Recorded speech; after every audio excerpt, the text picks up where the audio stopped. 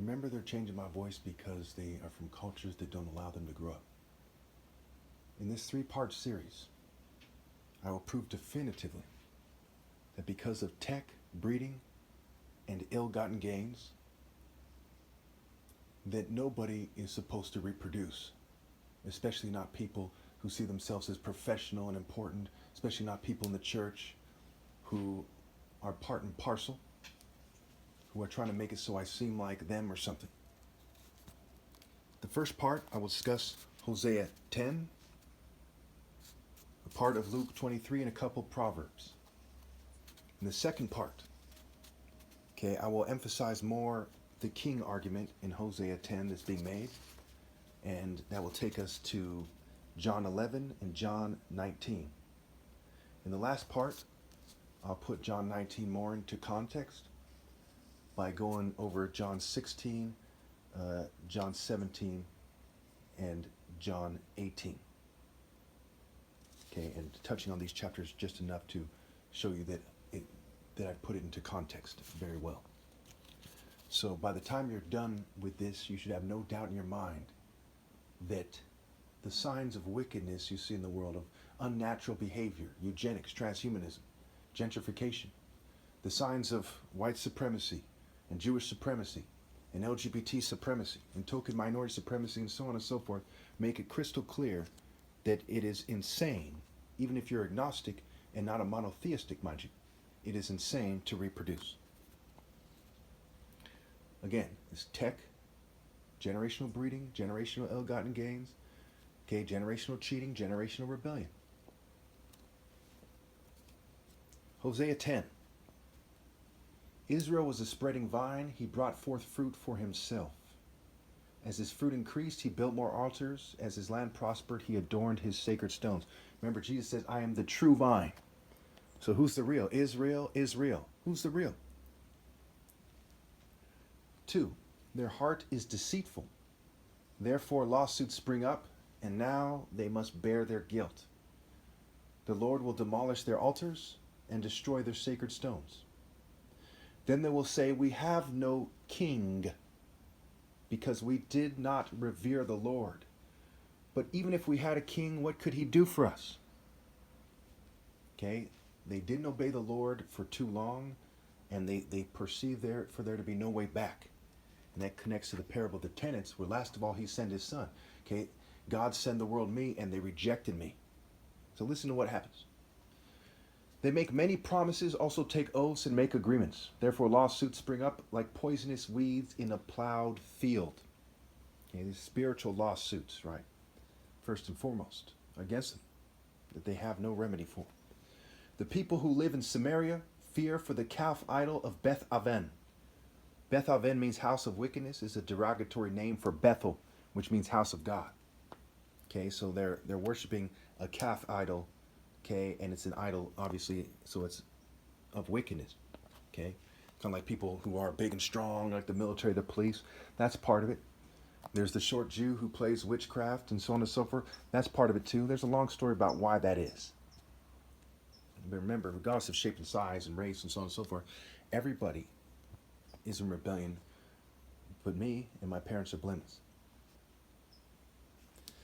Its people will mourn over it, and so will its idolatrous priests, those who had rejoiced over its splendor, because it is taken from them into exile. It will be carried to Assyria as tribute for the great king. Ephraim will be destroyed. Israel will be ashamed of its foreign alliances. Okay, the whole world, right? They yoked themselves together. Samaria's king will be destroyed, swept away like a twig on the surface of the waters. Right, Samaria. Okay, from what I'm told, Samaria connects to the Sumerians, but it doesn't really matter if they do or not. Okay, the Sumerian culture, the kind of essence of the pagan, the essence of European Greco-Roman mythology that is the central religion for the world.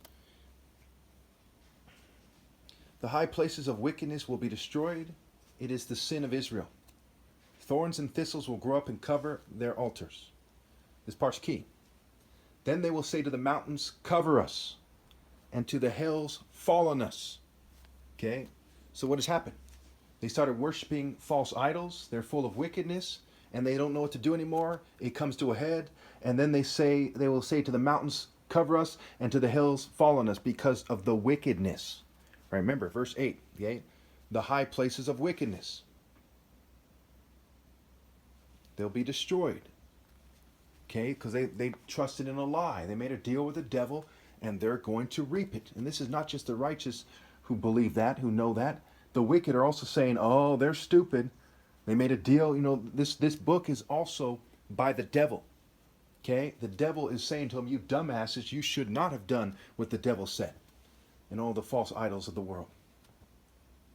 Since the days of Gibeah, you have sinned, Israel, and there you have remained. Right, in that spiritual state, the ancient serpent, that ancient Apep, the ancient Zeus state, and so on and so forth. Zeus's Middle Eastern equivalent is Baal. Egyptian equivalent is Set. Will not war again overtake the evildoers in Gibeah? When I please, I will punish them. Nations will be gathered against them to put them in bonds for their double sin. Ephraim is a trained heifer that loves to thresh, so I'll put a yoke on her fair neck. I will drive Ephraim, Judah must plow, and Jacob must break up the ground.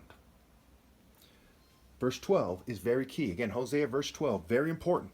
This is where people went wrong. Write it down. In a sense, that's the most important verse in this whole chapter. Sow righteousness for yourself, reap the fruit of unfailing love, and break up your unplowed ground. For it is time to seek the Lord until he comes and showers his righteousness on you. Until he comes and showers, right? Again, it's the rain clouds of the Lord that showers righteousness. But what happens when people are wicked? The righteous detest the wicked, so their spirits are destroyed. Their souls are marshaled into hell, as well their offspring. When they have no redeemer, and that's after I'm gone, they'll have no redeemer. But you have planted wickedness, you have reaped evil, and you have eaten the fruit of deception, because you have depended on your own strength and on your many warriors. They're dumb to depend on technology, right? They're dumb to depend on the corporate state and their groups and their gangs and corporations and social clubs and gentlemen's groups and sex cults and motivation groups and so on and so forth, right? It's pathetic. Frats and sororities, instead of depending on God, really? Okay, dumber than hell. That's why there's lightning and hailstorms. God is saying, hey, you insignificant mortals, you who play weather games and say, hey, we control that now. That means nothing. Does that make you God if you can manipulate the weather? I mean, these people really, really need to grow up. They really, really need to grow up. Again, but you have planted wickedness, you have reaped evil, and you have eaten the fruit of deception, because you have depended on your own strength and on your many warriors instead of falling in line with the Royal African Falcon, Black African, top martial arts order. You must obey God through me. And no, there will not be another king after I'm gone. Okay, I'm the last one. They didn't fall in line. Instead, they depended on the strength of the state. Okay, the strength of military societies, police fraternal organizations. How fucking stupid is that? How fucking stupid is that?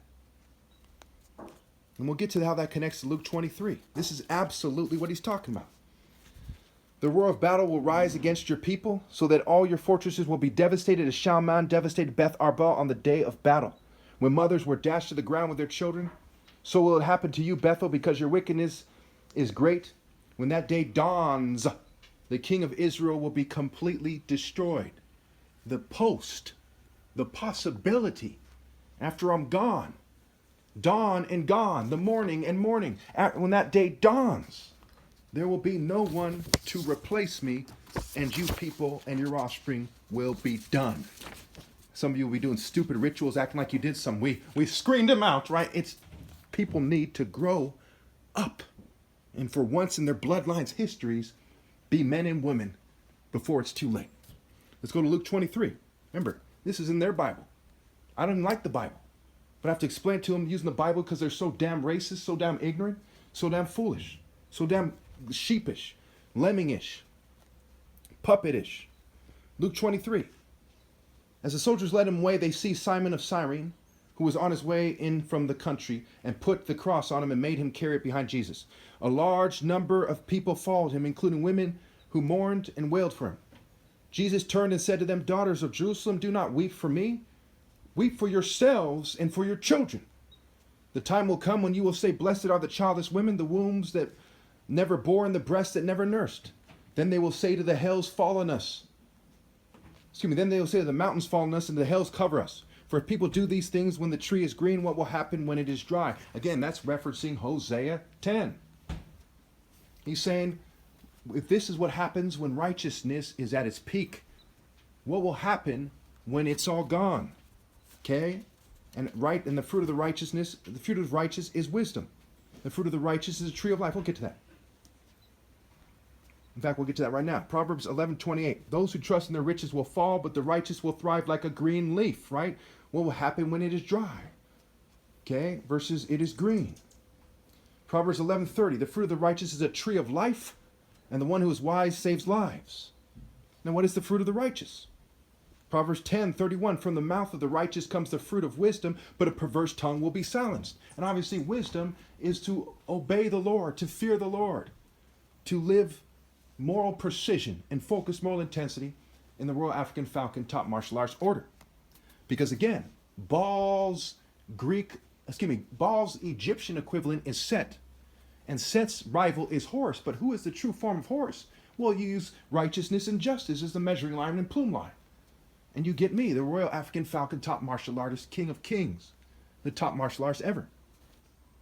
And I tell you again, I thank God that I didn't follow them, the white Jews, LGBT community, token minorities, or anyone else. You see them going out like complete bitches. Just like it says in Isaiah 28:17, it says, hail will sweep away your refuge, the lie.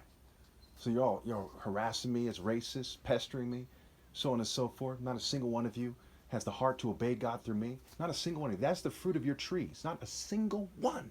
Not a single person. Man, woman, or child. The most righteous guy ever, your women refuse to obey. The top martial artist ever, your men are nowhere near warrior enough to obey.